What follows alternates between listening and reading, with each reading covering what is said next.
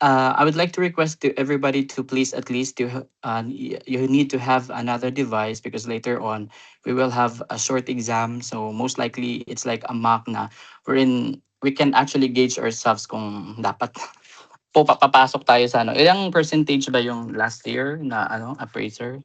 Nasa ano ba? 60%? Hindi ko ulit na view.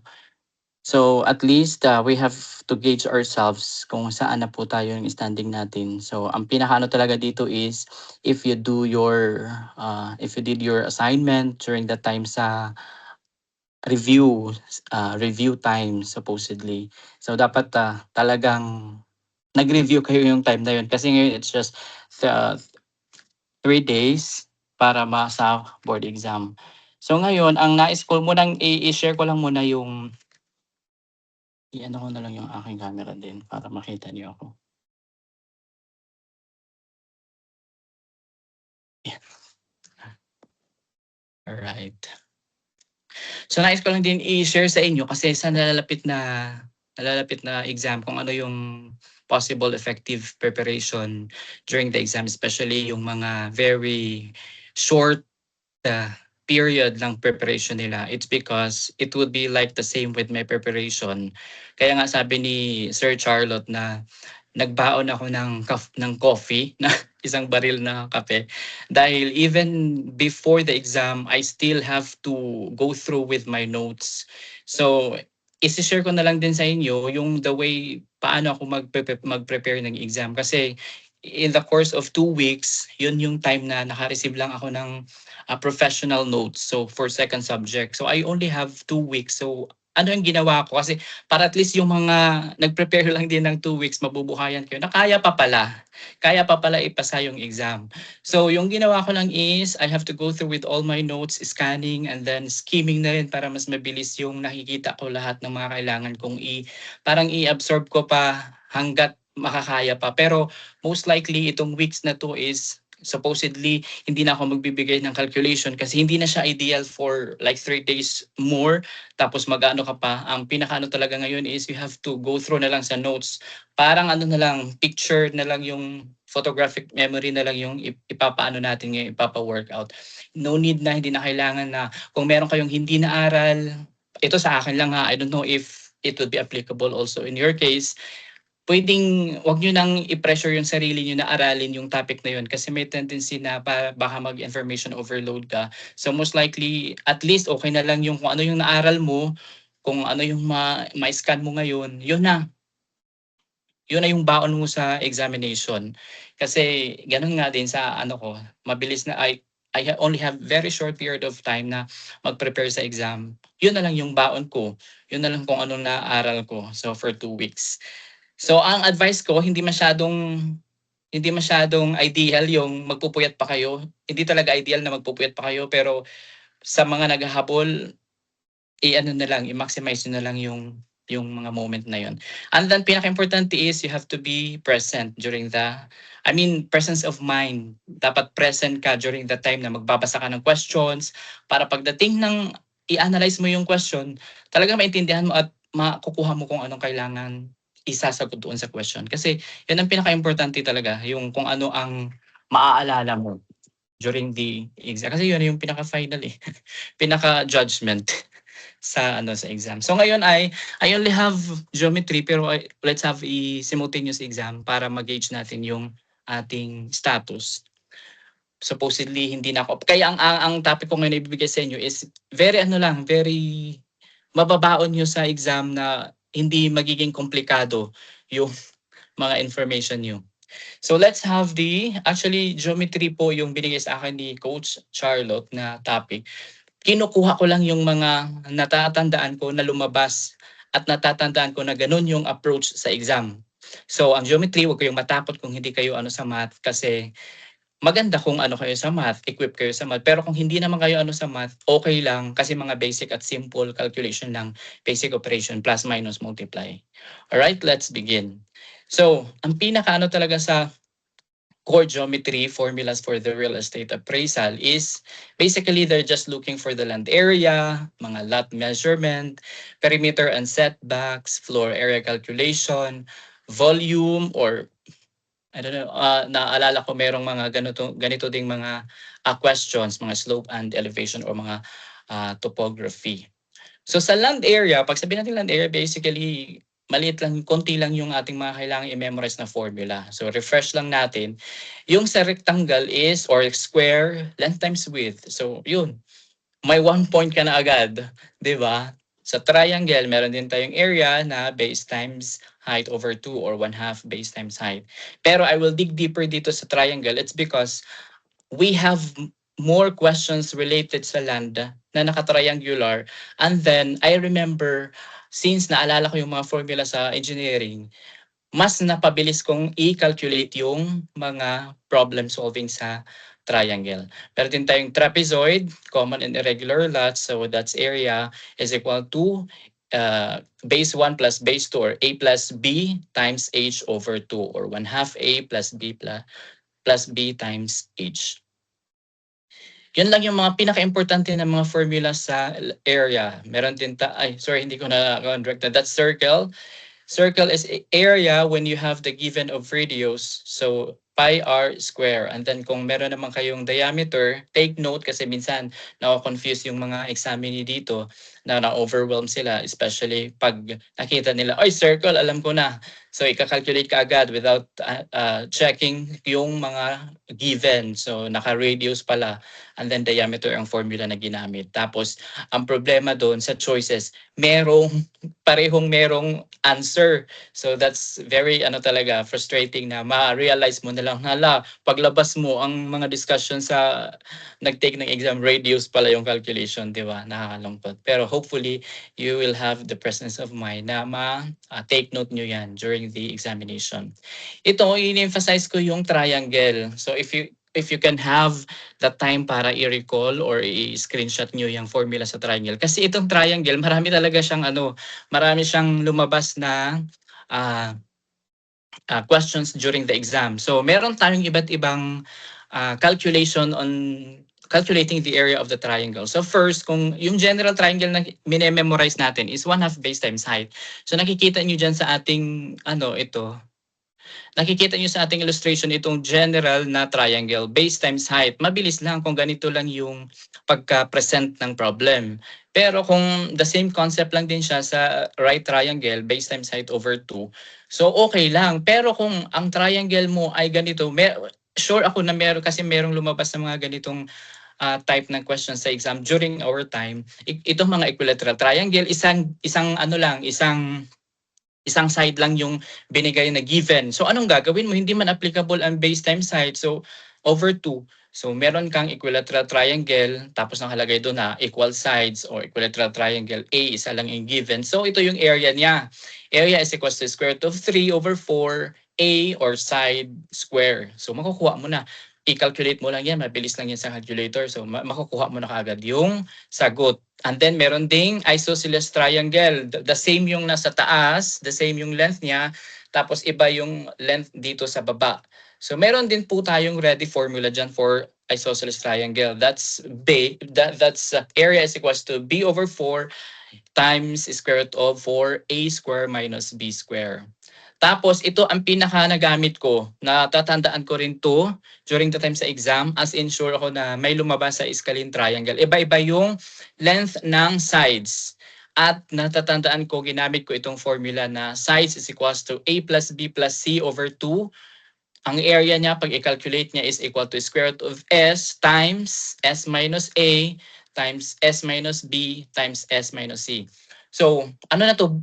Bonus na to sa inyo kasi during our time, talagang lumabas itong triangle na different sides yung Ang lang dito ang ginawa ko kasi sa akin during my time is, sinigurado ko yung mga calculation kasi pagdating sa calculation, medyo sure ako Like for example, kung ang sagot niyan ay 250. 250 talaga. Pag-calculate mo, exact science talaga yung di ba? Yung magiging answer niya. So, talagang bibilisan nyo lang kasi ang pinakaano mo lang kalaban dyan is yung time sa pag-calculate ng problem. Pero ang solusyon ay parang ganito lang talaga guys. area, mga perimeter, yun lang talaga yung mga kinukuha. Pero ang pag-ano mo lang sa problem na maintindihan mo at makukuha mo yung kailangan nila. So that's area of triangle. Hopefully, you still have the time para ano itong formula to kasi very useful po itong sa triangle. Perimeter and setback. So, pag sabihin natin perimeter, yun yung parang length ng sides ng ating polygon or like for example, in this case, kung rectangle, triangle, yun yung mga sides length niya. So, perimeter is, kung rectangle siya, is equal to P 2 times L plus width. So, length plus width, i-multiply mo lang yan ng 2, especially kung rectangle. Kasi di ba kung rectangle ganyan, meron kang length times width, i-multiply mo lang ng 2 kasi meron din on the other side. So, buildable area is equal to yung dalawang front at back setback and then yung width mo na dalawang setback dito sa gilid. Yan yung mga pinaka-importante na mga formulas. Floor area calculation. So, kung sa floor area, ito talagang kaya sabi ko sa inyo, ito na lang yung kinuha kong mga ano kasi ito talaga yung mga lumalabas. Kakalculatein mo yung kabuoang floor area. After mo makuha yung floor area, i-minus mo yung may mga situation doon na i-minus mo daw yung ganitong area. So ilan na lang yung natira. Ito yung mga calculations na lumalabas sa board exam. Volume, rectangle, and then meron kang cylinder. Ito yung mga formula niya. Volume is equals to length times height. For cylinder is yung area lang, area of the cylinder and then multiply mo ng height niya. Makukuha mo na yung volume. And then ang slope mo ay rise over run times 100 or if you're going to ask to calculate the distance of the line. So ang magiging formula mo lang is square root of horizontal distance square plus vertical distance square. So konti lang yung yan natin na formula kasi yung sa geometry yun lang yung talaga yung laging nagagamit. So let's apply for mabilisang apply sa sample problem. I hope you will participate. Sana makita ko yung mga chat. All right. Sample problem number 1. A rectangular lot measures 30 meter. Hindi ko makita ang phone ko sa gitna. 30 meter by 40 meters. Zoning requires a 4 meters front setback, 3 meters rear setback, and 2 meters setback on each side. There is also a 3 meter wide drainage easement running along the entire rear boundary inside the lot. So first question is compute the gross lot area, compute the net usable lot area after deducting the drainage easement. And then the last one is compute the maximum buildable footprint, gross ground floor area considering the setback but ignoring the easement for the building footprint. So easement is only open for ground, no structure. Please put your answer in the comment on the chat box.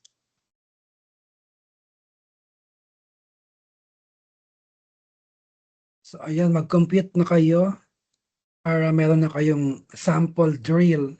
Kasi, ayan.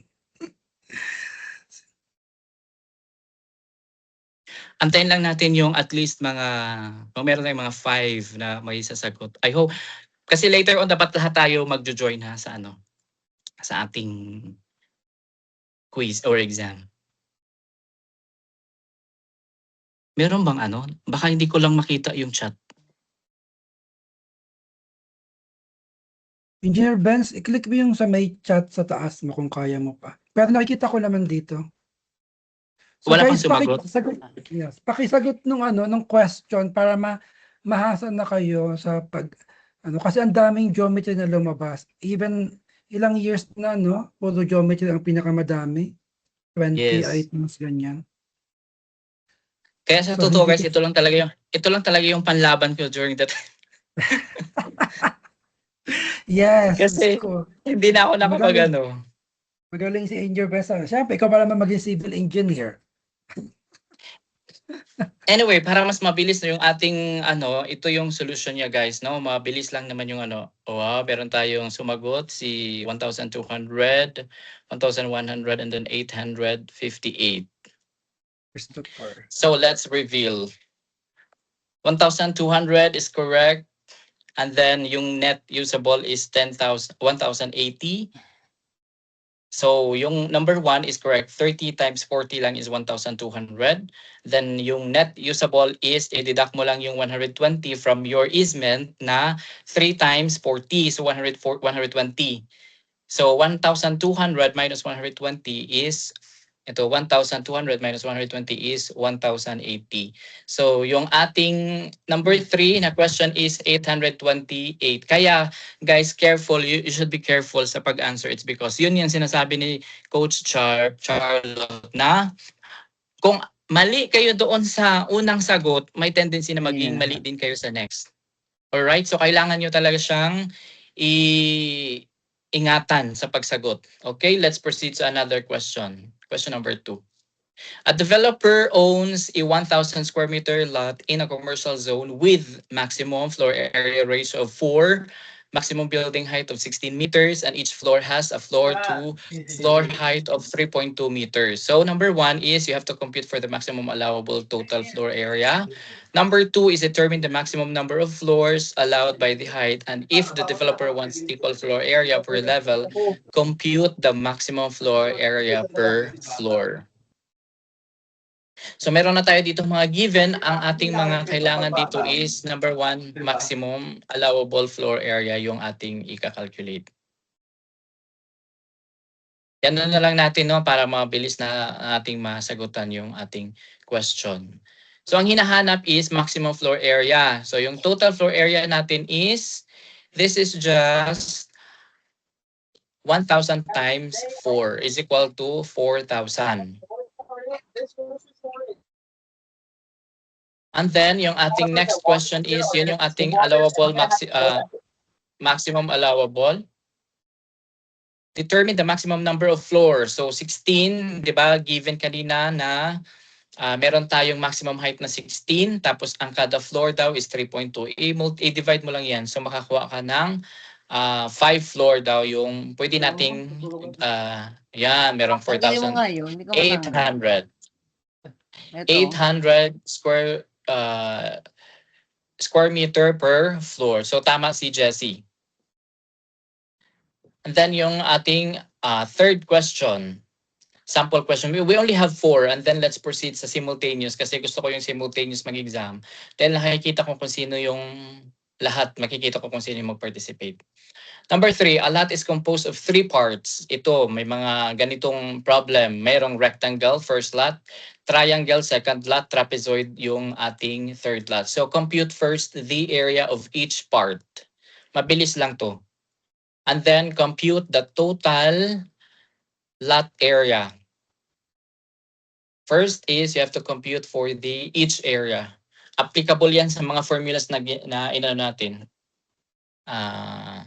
Pernicent.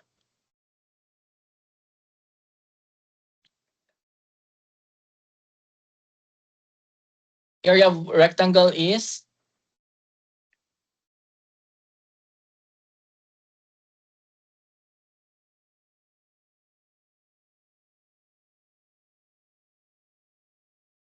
so ano yun lang yung mga sagot nyo guys sa comment section. Or, Sumagot okay. si Kikay, 642 daw. 640.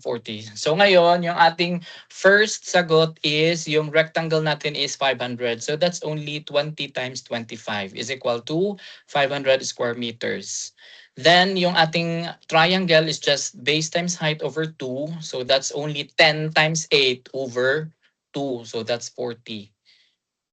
Alright, so 80 divided by 2 is equal to 40. Then trapezoid natin is 150 square meter dahil yung A plus B over 2 times H. So yung A natin is, or yung first length natin is 12 plus 8. Tapos i-multiply mo lang yan ng 10 over 2. So yung answer natin is 150. Yung total area is 690. So 690 yung ating answer number 2. Alright, last sample problem natin. A deep lot measures 18 meter frontage by 50 meter depth. Along with one boundary, there is a 3 meter wide utility easement running the full depth where no building is allowed. Zoning requires 1.5 meters side setback on both sides. So first, you have to compute the gross lot area. You have to compute the area of the occupied by the easement and compute the effective buildable width after considering both side setbacks and the easement.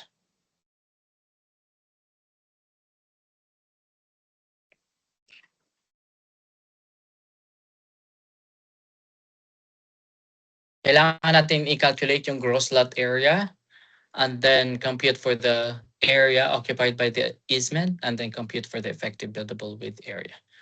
So let's reveal. I-ano nyo na lang yung screenshot and then pati yung mga solution, screenshot nyo na lang din para meron kayong babalikan. So first, yung gross area natin is just 18 times 50 is equals to 900. And then yung easement natin, meron tayong 3 times 50 is equal to 150 square meter. Yun yung ating 1 and 2. Sa third naman is kukunin mo lang yung mga length na lost and then ima-minus mo doon sa buildable width. So meron tayong 18, di ba? Ima-minus mo lang yung lost niya na 3 plus 1.5 plus 1.5 equals to 6.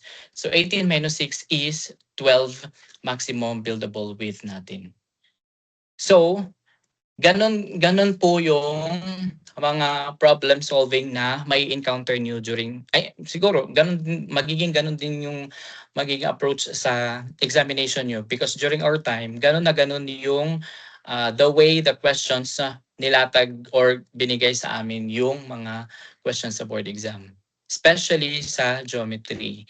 At yun nga, paulit-ulit tayo na pambato natin yung sa geometry dahil yun yung way na para pumasa tayo sa exam. So I hope everybody nakaka-catch up nyo yung kasi I don't like to give you more information dahil sa totoo lang sa araw na 3 days remaining kung ano na lang talaga yung magiging nyo preparation during the review. Now, I will present to you, I hope everybody will participate because this needs to be nandun kayo sa application dito. So you have to scan, prepare your extra device. You have to scan the QR code.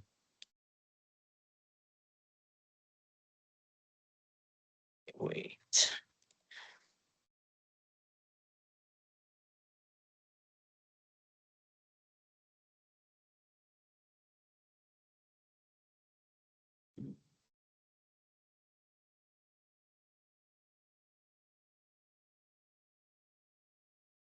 Nakita niyo guys? So this is actually, ginawa ko to sa mga basta reliable na pwedeng lumabas sa exam. So ang gagawin nyo po is magkakaroon po tayo ng simultaneous exam. I-scan nyo po yung QR code. Pagka nakapasok na kayo, can actually put your real name or alias para maano natin kung sino talaga yung mga magiging top, yung magiging score nyo dito. So ngayon, pag mag-start na po tayo, we will have questions and then merong mga choices. I-click nyo yung choices or yung choice mo and then i-submit mo. Kailangan mong i-submit para ano natin yung mga answer nyo. And then this is naka-timer po ito. So meaning to say, kung ang timer natin is only 30 seconds, kailangan yung bilisang magbasa at bilisang sumagot. Okay?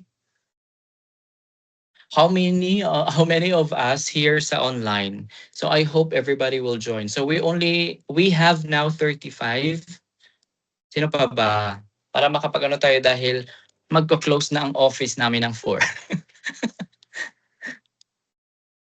Okay guys, scan nyo na po yan. So you can have now the 69 minus 4. So mga 65. We're expecting 65 participants, Engineer Benz. Oo. So, Mabilis ilan na lang to yan, guys. Oo. Tapos para matingnan natin kung aling mga subjects ang medyo hindi natin na grasp pa as of now. 40. So kahit mga 50 tayo, makapasok na lang. Let's just wait for another 9. And then we will proceed sa ating exam. Guys, ito I hope that you will take this exam seriously kasi most of it also, ito lang yung nire-review ko. So at least you can gauge yourself if pasok ba kayo sa doon sa percentage ni BRC. So hopefully, konti lang yung nasa mga below, nasa rank ng 80.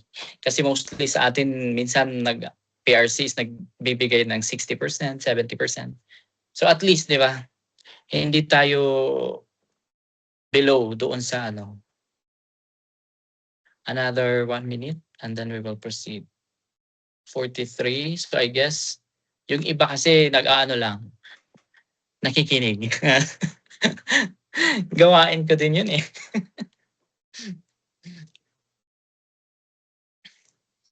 Alright, so I guess we are already at 44. So we can start. Yung iba, magano na lang, magjo-join na lang sila. Okay? 46. So, ayan, pwede na tayong mag-start. Let's start. Again, naka-timer po ito ha. Let's go.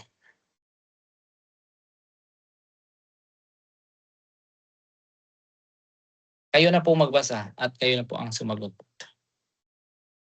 Go.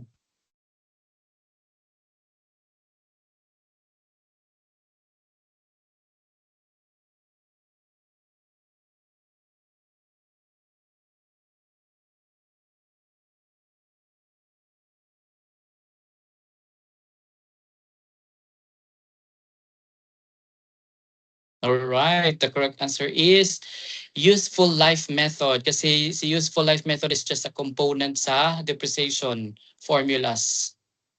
Wow, Take ibig note, sabihin. Ang maraming ganda. hindi nakakuha ha. Maraming hindi nakakuha, take note. So only 9 got the correct answer. So let's proceed to item number 2. Meron din po tayo ditong mag-top. Meron tayong leaderboard.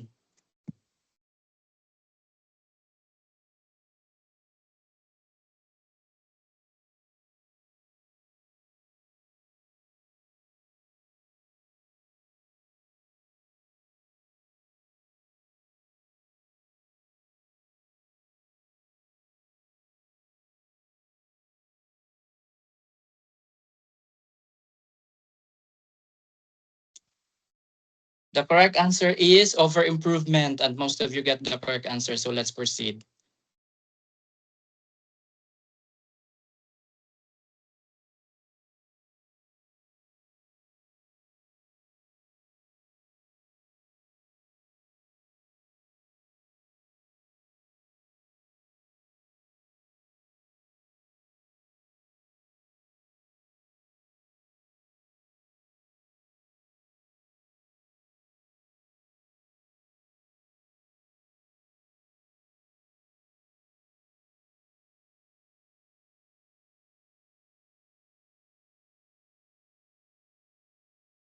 Wow. Kailangan basahin niyo ulit yung land tsaka real property. Medyo na-confuse kayo dyan. The answer is land.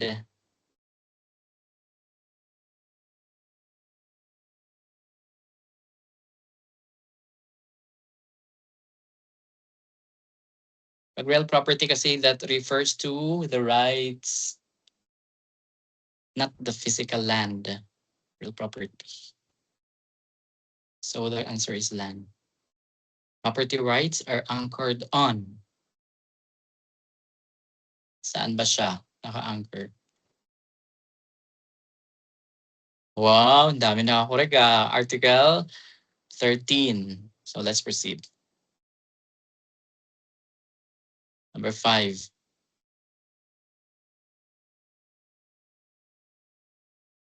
Lumalabas din kasi ito yung mga sections, yung mga batas.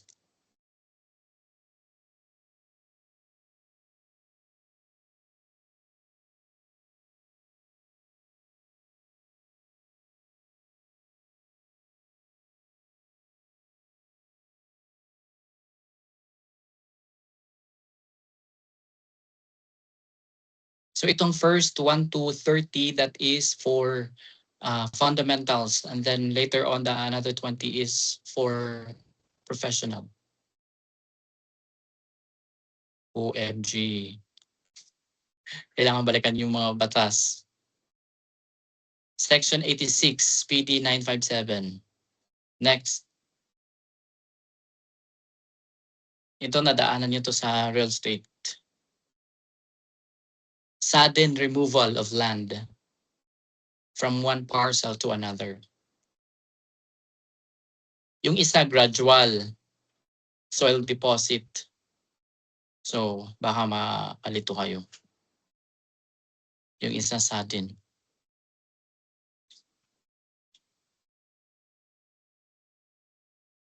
Oh, wow naman. Talagang hindi na nalito. Avulsion, correct. 36 got the correct answer. Next.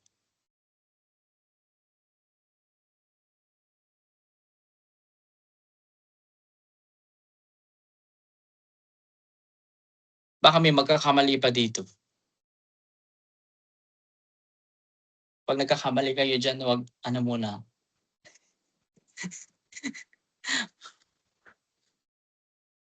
Hindi na lang muna mag-exam. Joke lang guys. Mag-exam po kayo.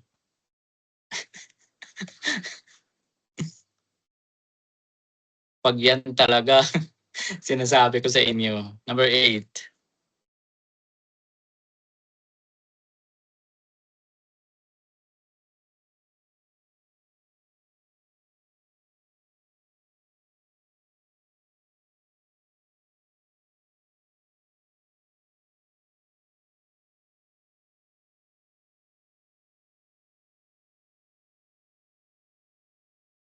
So this is defined as when highest price in terms of money under fair open market condition between the willing buyer and the willing seller without pressure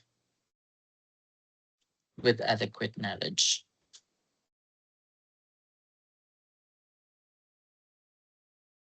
Oh. Meron pa tayong 8 na sumagot ng iba. Market value is the correct answer.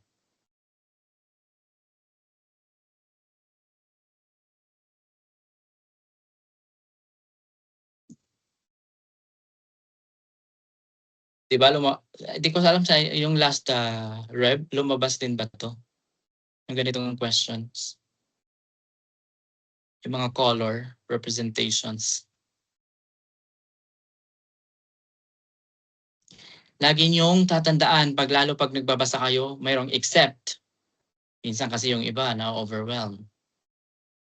Yan. Bakit may violet lang? Next.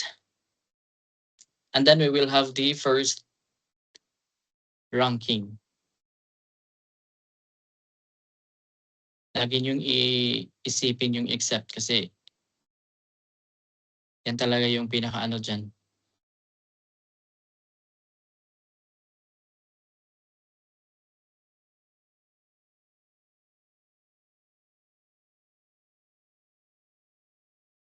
Mabilis yung ibang question na. Mabilis yung ibang question. So marami nakasagot. Bundle of rights. Mabilis yung timer na nilagay ko kasi alam niyo na yung ibang mga questions. At konti lang yung, short lang yung question niya. Ito, CARP law. Hopefully, natatandaan niyo yung mga requirements.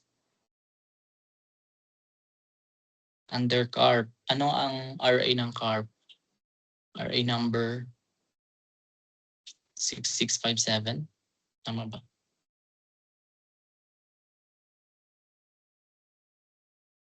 So landowner may retain blank hectares.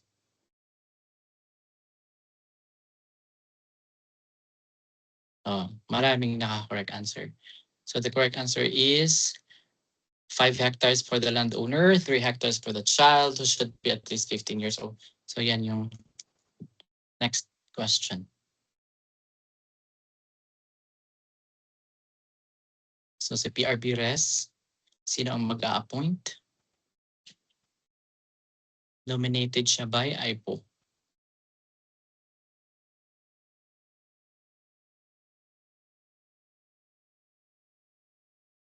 Oh. Merong ano dito, typo. Tingnan natin.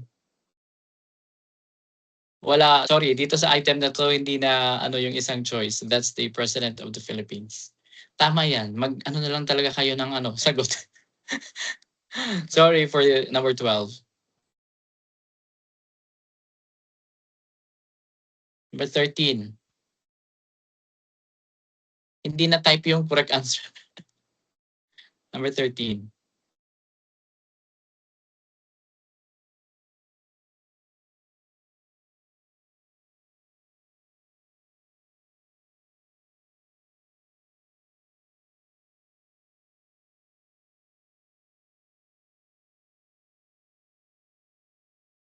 Ano, binigyan kayo ng assignment, turn down na lang ba? Hindi kaya, turn down.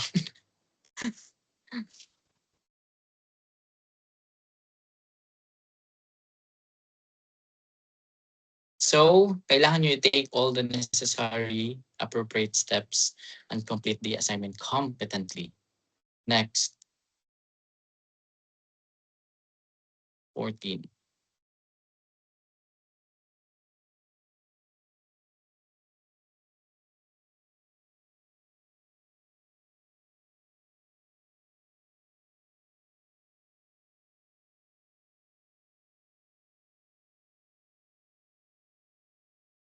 Then last question, let's have the professional. Medyo ano sa time.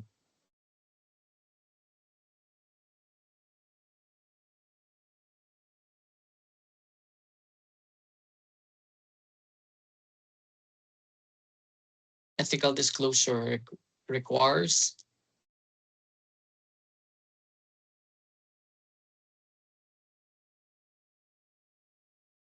supposedly the correct answer to this one is hindi na pala naman. The correct answer for that is your opinion for the future. Hindi din na ano. So meron tayong dalawang ano sorry.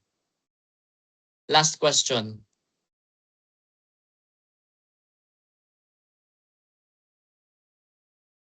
Rent paid. Yan.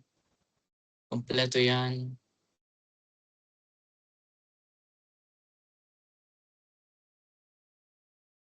Nakuha na tayo yung that's number 16.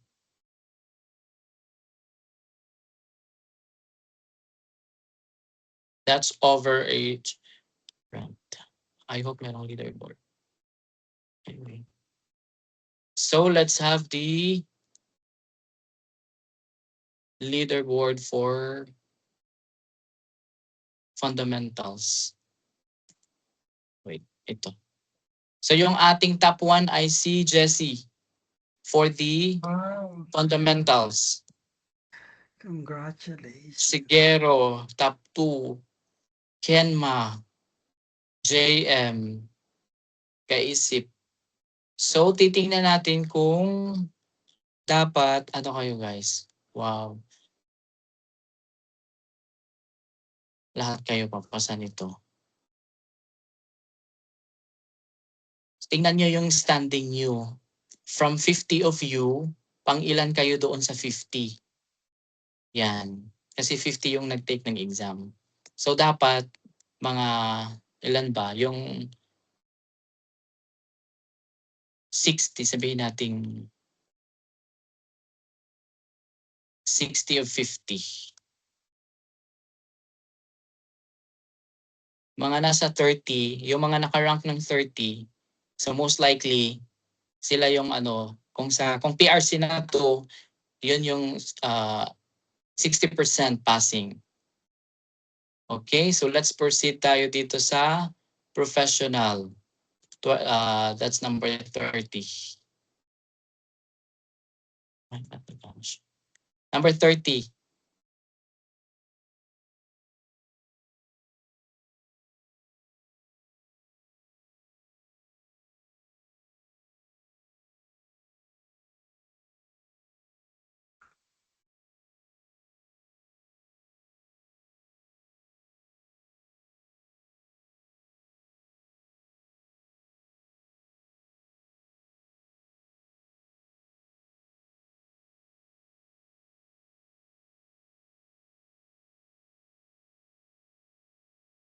The correct answer is income approach for income property. Okay.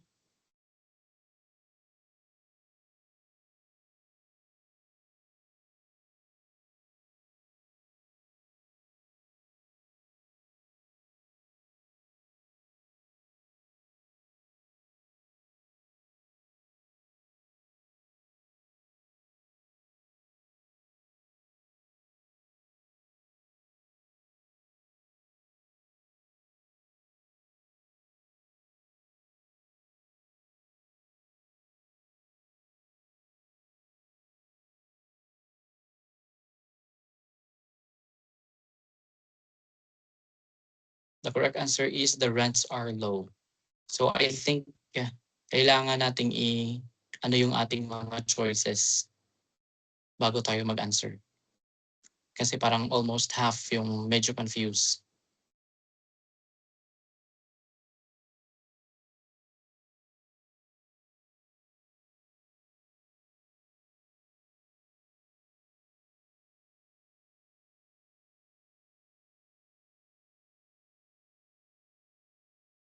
Include dito is real estate, equipment, inventory, or intangible assets.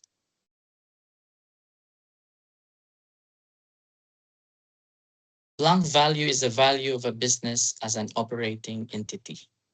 The correct answer is going concern value. So part niyan ay yung mga real estate value, equipment, and then inventory, intangible assets.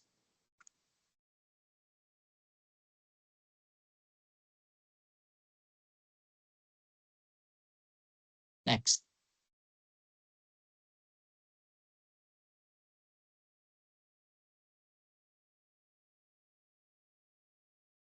When the real property is transferred through a will, paano siya? Anong tawag?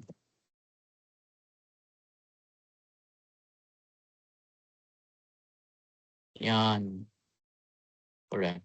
Maraming sarili na 32. Next. Ito, minimemorize ko to nung nag-exam kami. Minimemorize talagang hinabol ko to para memorize pero walang lumabas. Walang lumabas yan. Yung time namin. Hinabol ko pa itong i-memorize. Yun, marami nag-memorize. Pero i-memorize nyo yan. Pero sa amin yung time namin, hindi ito lumabas. Baka sa inyo lalabas siya. GN5.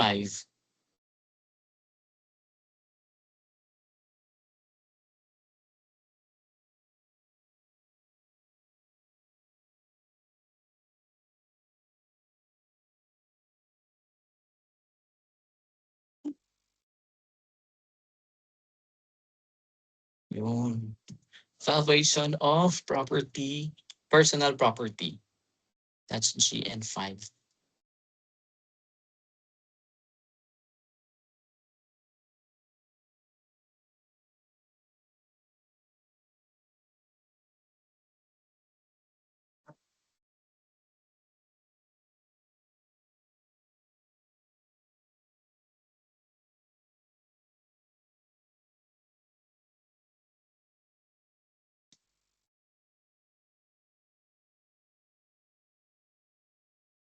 So sa principles na to, it should be land improvement must be valued at 1. So that is consistent use. At marami sa inyo ay naka-correct answer. Guys, kailangan yung ibalikan yung ibang mga topic na hindi nyo nasasagutan. Sayang yung 1 point.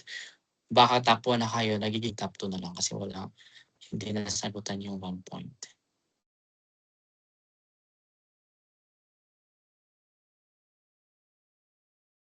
So this is a technique sa sales comparison approach wherein yung land value is equal to sale price minus yung improvement minus depreciation.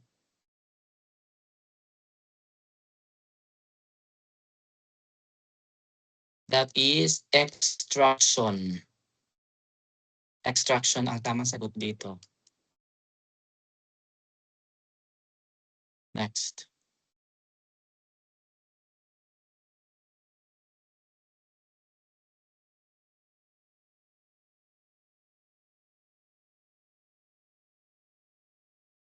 So yung approach dito is nakabase siya sa actual market sales, adjustment for differences, and then yung principle ng substitution.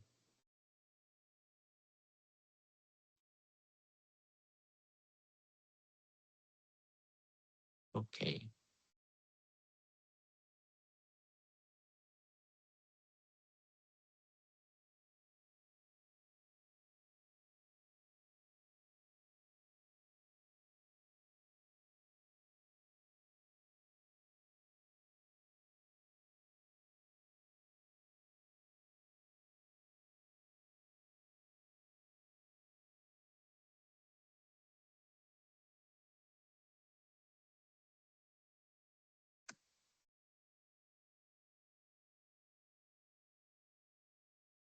Tapos last item na tayo, 40. I-reveal na natin kung sino yung ano.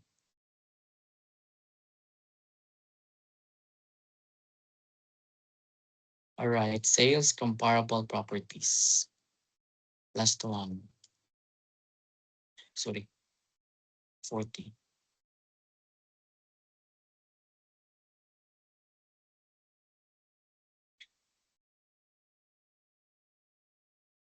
So in court, proceeding where the appraiser values presented the expert witness, which report is most appropriate at that time.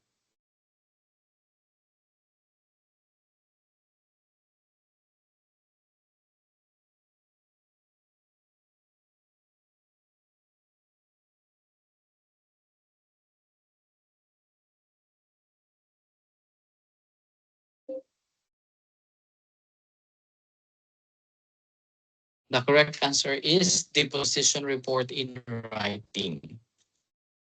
So let's find out kung sino ang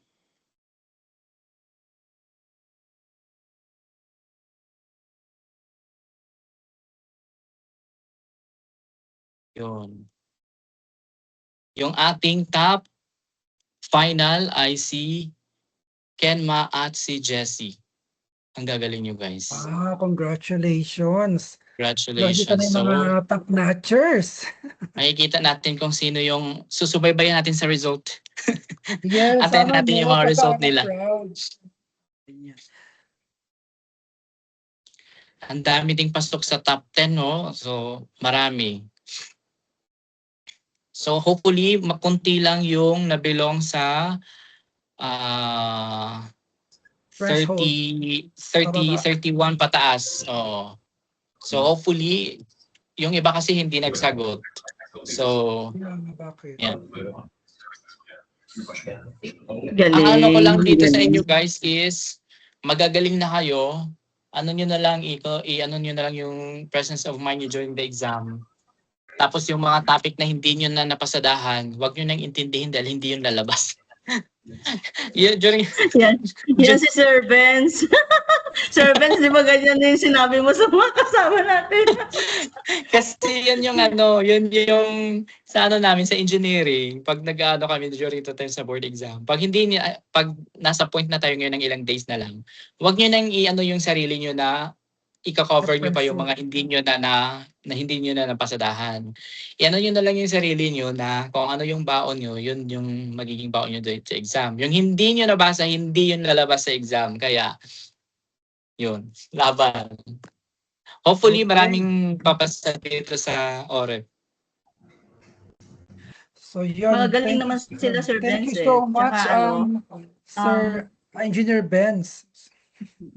Ang ganda ng mo, pakulo mo ngayon na ka-surprise. yes, So anyhow, ang galing, we are Sir now Benz. going to, pwede ba open ng camera and then we are going to have now a send-off message from the OREP board of members, including si Sir Danny Sambrima at saka si Engineer Benz.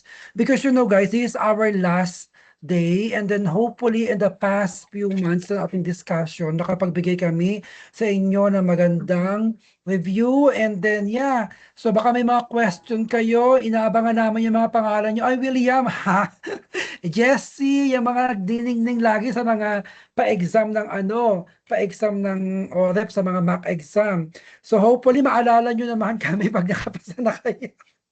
So yan lang naman, wala naman kami ibang hinihingi sa inyo, no? Maipasa nyo lang yung board kasi malaking bagay yun para sa atin. Para sa inyo, syempre, di ba? So at this juncture, I would like to call, of course, si Sir Danny Tenerife to give a send-off message para sa ating mag-exam ngayong July 7. Sir Danny, please. Hello, Sir, good ano? afternoon. Good Sir afternoon sa Danny, lahat. open mo yung camera mo. Open nyo yung camera nyo, guys, kasi last day na to. Si Sir Danny. Na-open Na-miss namin daw si na. Sir Danny. Actually, naka-follow ako sa inyo. Pasensya na at hindi ako masyado naka-standby. Sabay kasi sa trabaho. Anyway, good luck sa ating mga aspirants, no? I'm sure magiging we can call each other fellow Reyes na after July 7. Kaya niya yan. Sa kagaya ng sinabi ni Engineer Jens, no, ni Engineer Benz, huwag na natin masyadong pahirapan yung sarili natin doon sa mga bagay-bagay na nahihirapan tayo. Just think of something, just master what you already know. Ito yung madalas nating isipin. Kung ano yung alam na ninyo, yun na yung i-master ninyo. So wala na tayong time para balikan pa yung mga mahihirap kasi hindi naman talaga lalabas yun. So, okay. So good luck at hoping na maging madali sa inyo lahat ito. At focus lang, be positive. Actually, ang pakiramdam ninyo parang wala pa kayong alam. Ganyan din ang pakiramdam namin noon, parang wala pa kaming alam. Pero pag nakaharap na kayo sa questionnaires, hindi nyo pa natatapos basahin, alam nyo na yung sagot. Kasi napag-aralan nyo na yan lahat. Okay? Alam nyo na yan. Medyo nagkakagulo-gulo lang ang isip nyo ngayon, kasi malapit na yung exam. Okay? So, easy-easy na. And we suggest, especially yung last day, July 6, dapat ibigyan nyo na ng pahinga yung sarili ninyo. Huwag na tayong mag-rush, huwag na tayong mag-last review pa, last reading. Kahit naman kasi magbasa-basa kayo, wala nang papasok. Okay, wala nang papasok. Tapos na tayo sa period ng review at relax nyo na yung isip nyo. Kailang magpahinga rin yung isip nyo. And good luck. Alam kong kaya ninyo yan. So we are happy that you've been part of the OREP program. So masaya kami, naging bahagi rin kami ng inyong kabanata sa pagre-review. Maraming salamat and good luck sa lahat. Okay, thank you so much, Sir Danny Tenerife, one of our board of member ng OREP. Si Ma'am Rima, ayan. Hi, Ma'am Rima, would you like to say something para sa ating mga Good evening reviews? po. Well, good luck sa inyong lahat at magbaon tayo ng matinding prayers at baunin din natin yung matinding comprehension kasi sa board exam minsan wala sa inaral natin yung lumalabas. Minsan may mga lumalabas na may sinasabi nila na may pang lawyer, may pang architecture, mga ganyan ba, pang engineers, ganun ba, engineering. So comprehension na lang natin ang babaunin natin. Intindihin na lang natin pa isa-isahin natin yung questions. Ganun, para at least masagot natin ng kahit hindi tayo nag-aral. Yun lang po at good luck sa inyong lahat. I'm sure marami sa inyo ang mag-top. Ayun. Yun lang. Akala ko sabi mo magbaon kayo ng saging. Saging, yes kasi po. pang Yeah. yung potassium. Actually, ang baon ko noon is saging si Sir Chang nagbigay sa akin ng reb ko during reb. Nagbigay siya ng saging tsaka carrots, mga ganon. Kasi yung carrots at saka yung pipino, yung cucumber, hindi siya masyadong mabigat. So hindi ka antukin. So yun ang binaon ko, snacks. Pwede magbaon ng chicharon. Tapos itlog, mga ganun Sir Chano, itlog, mga ganun. At saka yung tubig, huwag kalimutan kasi wala kayong doon. Walang doon sa ibang question center. Pag tuwing hapon, siesta kasi yon, kaya baka antukin sila, wag masyado sa carb. Oo, yun lang ang namin. Okay. Tapos huwag kang kalimutan yung bago mag-exam yung mga vitamins nyo. Kami may nag-ginkgo biloba. Ako, ginkgo biloba ako. Yan, 2 oo, months. mga ganyan. Yung, meron pang Skyflex isa, ng tubig lang. Skyflex ng tubig lang. ayun, Kasi Skyflex din. lahat naman ng gamit yun, ipapadala sa harapan yan. Walang maiiwan sa tabi niya. Mm. Dapat by now alam nyo na yung sa statistics, yung mean, median, mode, alam nyo na yon. Naintindihan Dami nyo yan. na yon. Yung alam nyo na yung mga agri-laws na iba, yung ano ba, property relations, alam nyo na yon. Alam nyo na dapat yung ano pa yung mga nalabas, sir, geometry. Yan, marami din yan. Yung mga sa mass appraisal, RP Vara, BMR PAAW, ano pa ba, yung 7160, yung local government code, mga Masyado na ganyan. kayong bugbog dyan. Okay. O, bugbog na kayo dyan kay Sir Cha. Magaling yan si Sir Cha sa theory. So, yun lang. Yung yung 3 approaches sa appraisal, wag kakalimutan yun. Yung income approach, yung cost approach, ano ba yung isa? Sir Danny? Income, cost, Sales cost, approach. Sales. o yun, yung tatlong yun. So yung income approach, yun yung mga may GIM, GRM, mga ganon. Yung may mga potential gross income, mga ganyan, yan. Yan yun, residual method, yun, nasa ano din yun, sa cost naman yun. So yung may mga depreciation, cost yun. Ano pa ba? Comparative. Mga comparative sa labas. Comparables, oo.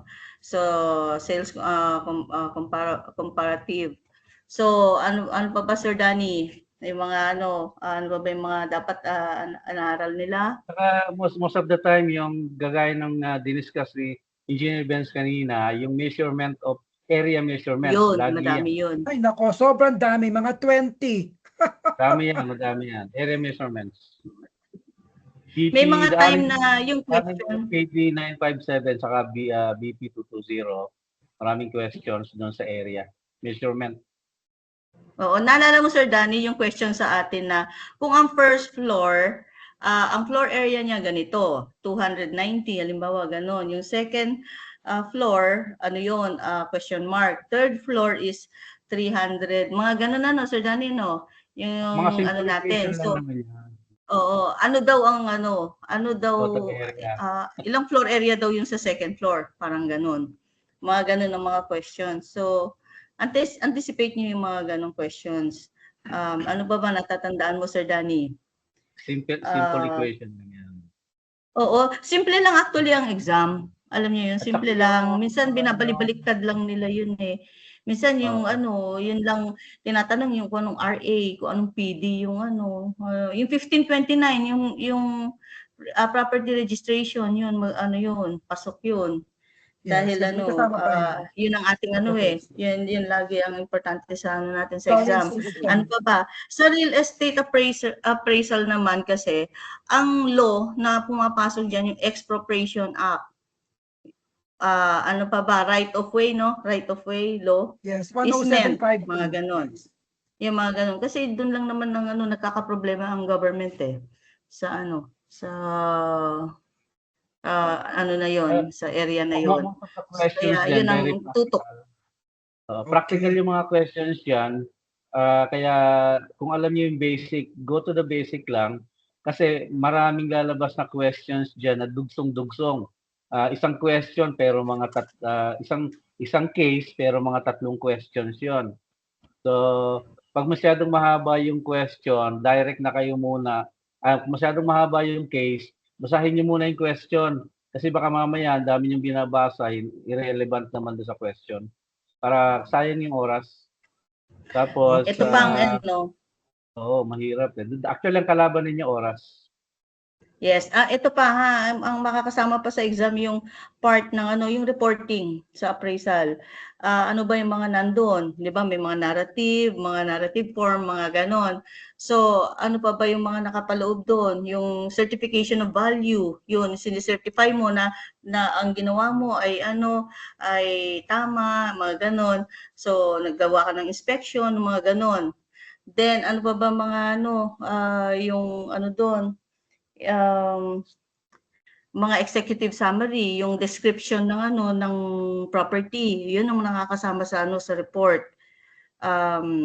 Yung Mas conclusion maraming nyo, report. kung anong conclusion, yung mga ganon. So, yun ang mga ano, nakakasama sa report at kung ano yung mga ginawa nyo doon.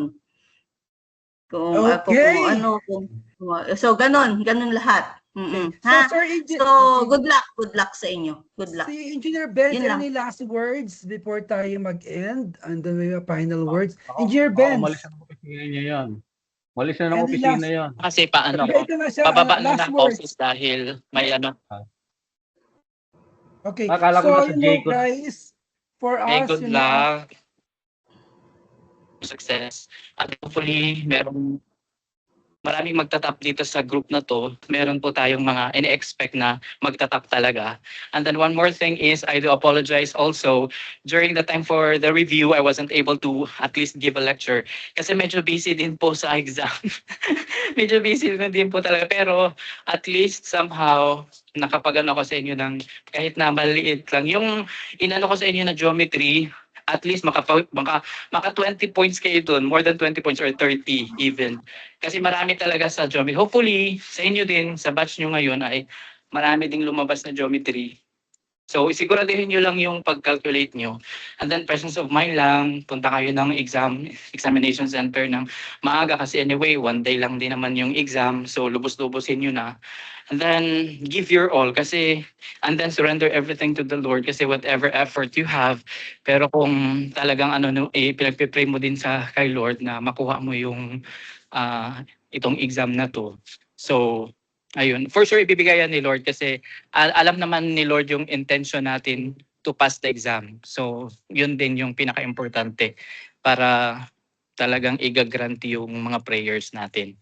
So, yun lang po at I really hope and I pray na magiging successful po tayo ng mga real estate appraiser at magtatap. Okay, thank you Thank so you. much. So, So, yan si good Sir luck. Benz. Good Paglolo luck. kasi yan yung dalawang yan, si Sir Cha at si Sir Benz. Naglolo Okay. yan. Okay. Thank you so much. So good luck to all of our real Thank estate you. appraiser examinees. Thank you. As you take this important step toward becoming a licensed real estate appraiser, may you face the examination with confidence, wisdom, and determination. So remember that every hour of preparation, so every challenge you've overcome and every sacrifice you've made has brought you to this moment. So stay calm, trust your knowledge, trust yourself, and give your very best. Believe in yourself because you are more prepared than you think. Okay, you are more prepared. May God bless you with clarity of mind, strength of spirit, and success in the examination. So we are cheering for each one of you guys. Good luck. And on behalf of OREP, Organization of Real Estate Practitioners, to Ma'am Rima, si Sir Danny, si Engineer Benz, at saka yung iba pang mga members. So good luck to all of you and you got this, guys. Okay? Thank you and see you soon. Okay? Okay. Balitaan na lang po tayo pag mga ano na. Okay? So yan, may mga pictures na po ba kayo lahat sa amens para at least sa mga congratulatory. Meron ako mga pictures na dito pero yung iba baka wala pa. So paki-ready na lang kasi gagawa namin kayo ng mga poster for congratulatory poster. Thank you and have a nice day. Thank you. Have a nice weekend. Thank you po. Good luck. Salamat and pasensya po sa mga ibang hanas. Bye-bye. Thank you po. Thank you po. Thank you, Ore. Thank you. Thank you po. Thank you po. Thank Thank you. you.